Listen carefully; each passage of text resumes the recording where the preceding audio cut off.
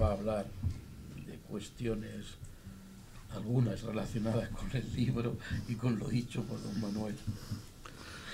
Pues sí, pero como he sido invitado a un bautizo y soy un tío, tengo que agradecer en primer lugar al padrino, a los padres, que me invitaran a la fiesta del embarazo primero, ¿no?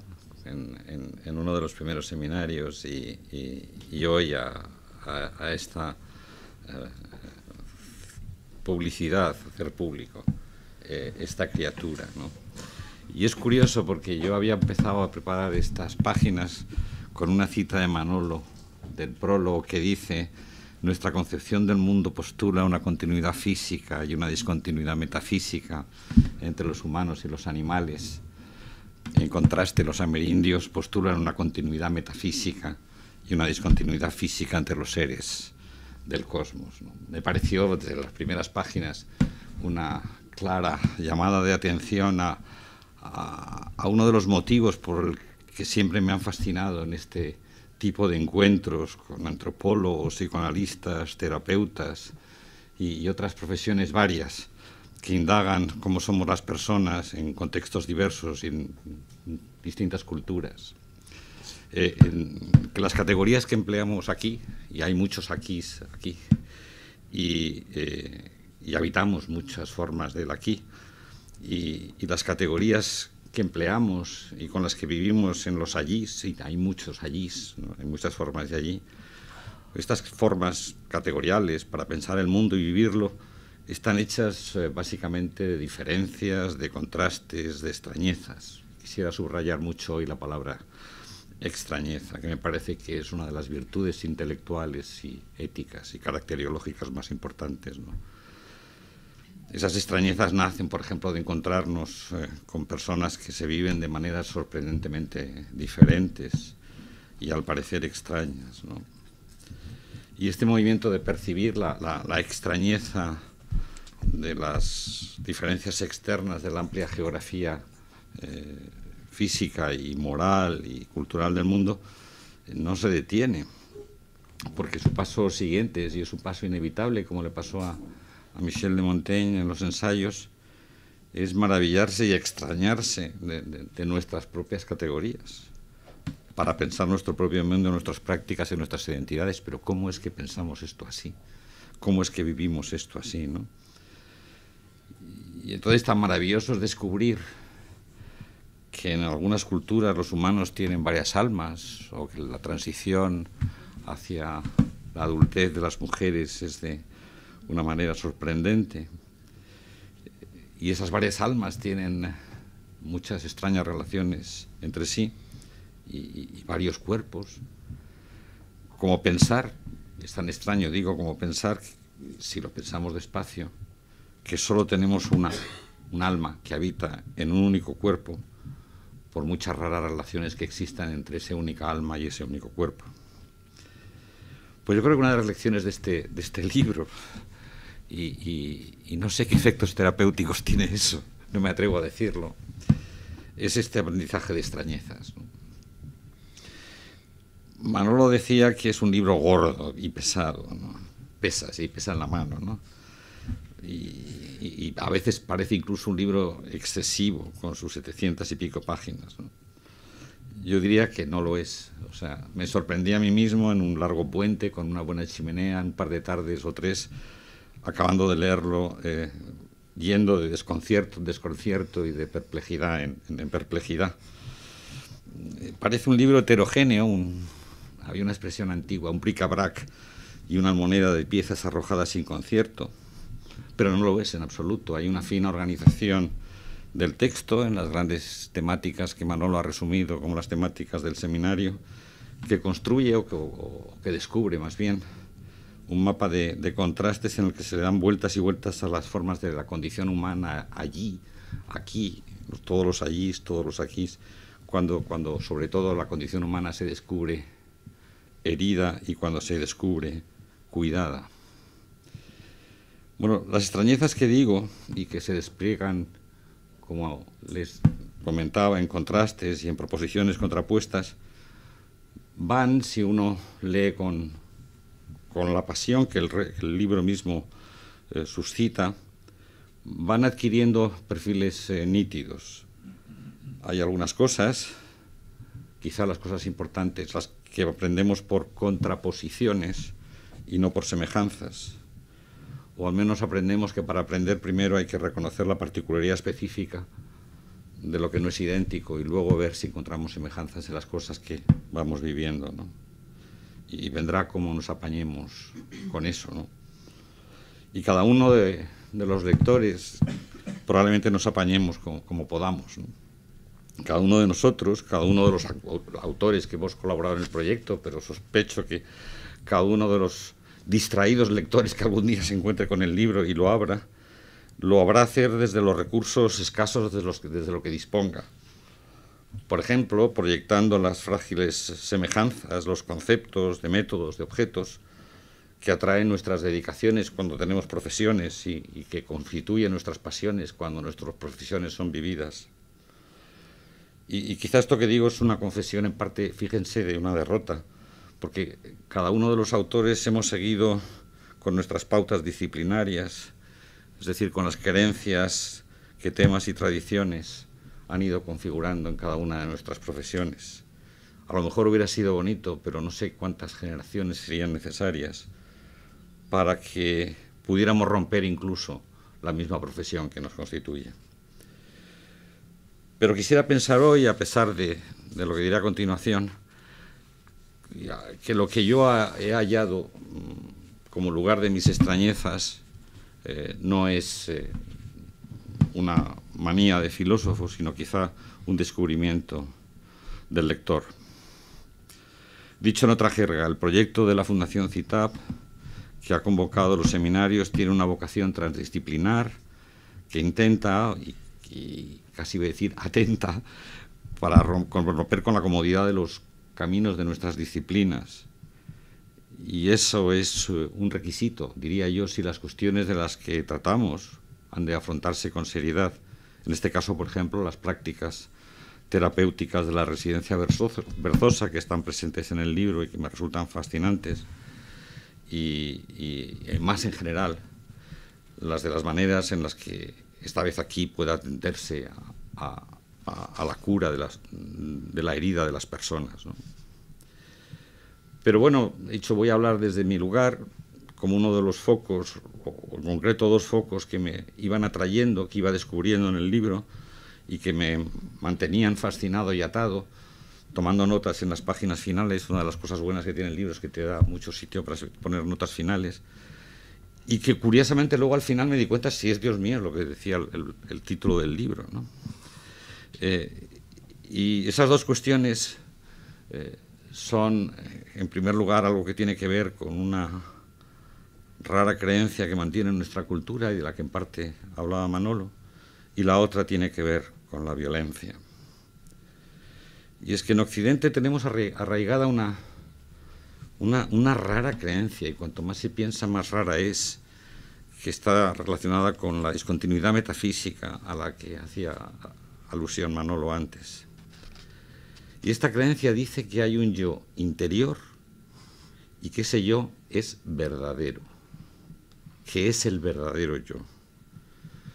Y sobre esta creencia fundante montamos toda nuestra comprensión de la ética, toda nuestra comprensión de las virtudes, es decir, toda la panoplia, y panoplia lo digo en el sentido técnico porque son armas, de los conceptos de sinceridad, de veracidad, de responsabilidad, de cuidado de sí y de los otros, y de todas nuestras facultades, la de la imaginación, la memoria, el juicio, las emociones y las pasiones. Y montamos sobre esa creencia, en último término, el sentido y el significado de lo que hacemos y aún de nuestra vida, mi yo verdadero interior. Podríamos trazar la genealogía de esa creencia. No en vano somos una cultura que ha hecho reflexiva su relación con la tradición y ha inventado la hermenéutica de los textos fundantes y sagrados para entenderse a sí mismo. Y podemos también ir dibujando los hilos finos en los que esa creencia de que hay un yo interior que es verdadero, incluso a veces bueno y bello, se ha ido entretejiendo esa creencia en nuestras prácticas y en nuestras instituciones, incluso en nuestras instituciones políticas, como muestra, por ejemplo, el concepto de soberanía. Pero esa creencia es muy rara, como digo. Por un lado está tan arraigada que no podemos desprendernos de ella, y por otro lado, a poco que empecemos a trabajar con ella, a hacerla explícita, se desilvana. Que está arraigada lo muestra, por ejemplo, cómo incluso en todas las prácticas terapéuticas de las que trata el libro, y todas las prácticas analíticas, en el sentido de psicoanalíticas, de las que aparece en el libro, esa creencia se mantiene y resurge. Se habla de las emociones que surgen de dentro, ¿no? O se habla del self constituido como una responsabilidad para el sujeto, como si estuviera dentro, ¿no? Y los estudios sobre la ontogénesis de las personas, que hay varias formas de plantearlos en el libro, se basan en la construcción de este su-self y los bienes y los males que en los procesos de esa construcción que les acaecen al self, al yo que se construye, son los tópicos en relación a los cuales atendemos a curarlo, a sanarlo, a reestructurarlo, y para hacer ese yo interior un yo que sea verdadero, bueno y bello. Podríamos hablar, y yo diría que en parte es a lo que me dedico, porque con eso me gano el pan, de cómo Platón, Agustín de Hipona, Descartes, son los nombres que han diseñado, y casi diría inventado, ese yo interior verdadero, bueno y bello, ¿no?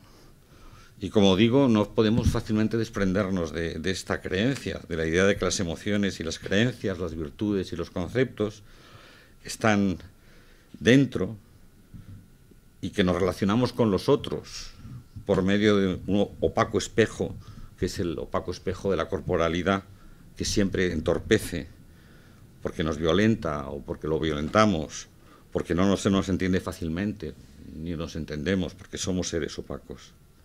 Y podría dar múltiples ejemplos de cómo esa creencia, porque está en nuestras vidas cotidianas y porque está en nuestras disciplinas, aparece por doquier en nuestro libro, pero os diría que en la vida cotidiana, cuando hablamos, siento dentro que esto no es verdad, o siento dentro que sí me decía la verdad. Pero hay muchos argumentos, no solo razones teóricas, sino descubrimientos de nuestras prácticas epistémicas y de nuestras prácticas morales, que se enfrentan a esa creencia y que sospecho seguirán sosteniendo con tesón las concepciones religiosas y luminosas de la existencia humana, ¿no? Y llevan enfrentándose a esa creencia varios siglos, pero casi como que a veces tienen la batalla perdida. Y permitidme dos argumentos que me parecen bastante obvios.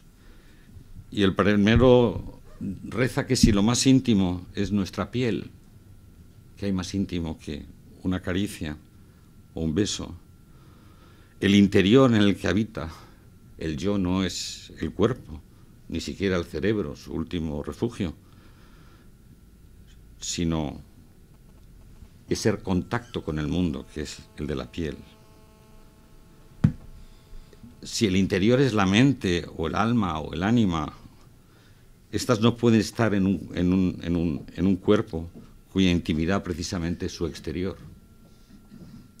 La discontinuidad metafísica que decía Manolo es precisamente eso. El segundo argumento que podríamos lanzarle a esta creencia, quizá inútilmente porque es parte constitutiva de nosotros, dice que nuestros conocimientos de cómo llegamos a ser personas en nuestra cultura y en otras culturas indican más bien que nuestros yoes, si es que podemos llamarlos así, porque hasta lo dudamos, están hechos básicamente de otros y de mundo, que nuestra mente es una mente extensa en el mundo, está extendida en el mundo, que las prácticas relacionales con los otros son precisamente lo que constituyen gran parte de lo que llamamos nuestros contenidos mentales. Si pusiera un término filosófico, diría que el yo es siempre una función, una variable en una función relacional. No es otra cosa. Según sea la relación, así será el yo del que estemos hablando. Y lo que pasó, a lo mejor, y me perdone Agustín de Hipona, que era santo, es que peraltó una forma de relación y la convirtió en omnipresente. Bueno, la segunda cuestión que que se parece a esta primera, al menos en parte, pero que me llevaría mucho justificar la relación con esta creencia primera en el yo profundo, y es una relación metafísica, es que hay algo así como una recurrente fascinación que se hizo explícito en el tercer seminario y en la tercera parte del libro, Violencia y Discordia, pero que está presente en muchos lugares del libro. Esta segunda creencia dice que hay un carácter fundante de la violencia en la condición humana, que hay una primacía ontológica de la violencia. Desde nuestras mitologías, y hay muchos trabajos sobre la contextura metafísica y mítica de nuestra cultura y de nuestra mente, a nuestras interpretaciones normales de los comportamientos diarios, y así casi estoy hablando como ciudadano irritado por la violencia de la política. Digo, desde nuestras mitologías a estos comportamientos ciudadanos, a los trabajos psicoanalíticos que están presentes en el texto, se parece dar por sentado que en el origen, como dijo Heráclito, está el hecho de que la guerra es el padre de todas las cosas. No la diferencia, la guerra. No la contraposición ni la desemejanza, la violencia. No es solo la cuestión mítica o arquetípica del origen. También y sobre todo, y esto es lo que me inquieta, es que ese origen mítico de la violencia como origen se reaviva, se reactualiza en nuestras prácticas sociales y en una difundida percepción de las filosofías políticas, por así llamarlo, agonistas, que insisten que todo tiene primero que ser pensado como violencia o a lo sumo como violencia domesticada, que la cultura es domesticación de la violencia, pero que realmente lo que sucede es que la violencia y la discordia son términos prioritarios ontológicamente, tienen más densidad, más realidad ontológica, ¿no? Yo quiero hacer notar que los términos violencia y discordia son términos fuertes, ¿no? Son términos densos, y que el mecanismo, y este sí que es un mecanismo mítico de su prioridad ontológica, y el mecanismo mítico de su domesticación, ya sean las versiones de Nietzsche, de Freud o de Schmitt, es un mecanismo que es cuestionable, ¿no? Es un mecanismo realmente muy bien montado, porque nos expulsa a los que quizá nos sentimos a gusto con él al reino del buenismo bien pensante o algo por el estilo, como si fuéramos ingenuos, ¿no? Y yo creo que es una creencia, igual que podíamos sospechar del yo interior en base a una serie de argumentos, que puede ser sometida a sospecha por un principio antrópico, que es el principio que utilizan los físicos, si me permiten la divulgación, de que cualquier teoría del cosmos que hagamos tiene que explicar que estemos explicando el cosmos, ¿no? Este principio antrópico trataré de decir que si estamos aquí es porque la violencia no fue el origen, sino que había algo más en el origen, ¿no? El camino aristotélico, por ejemplo, y lamento citar al griego, ese que tan mal ha interpretado la metafísica occidental, apuntaba que había una forma de socialidad natural, una forma de vínculo fundante de los afectos de las personas, pero parece que ese argumento ya se nos ha sido vedado porque en el origen está en la violencia. Pero es que el problema no es solo ese. Si la violencia está al origen, en el mal está en el origen. Y si el mal está en el origen, también lo estará la fuerza misteriosa dentro de nosotros, en la naturaleza, en un Dios siempre perverso, la fuerza misteriosa que lo engendra.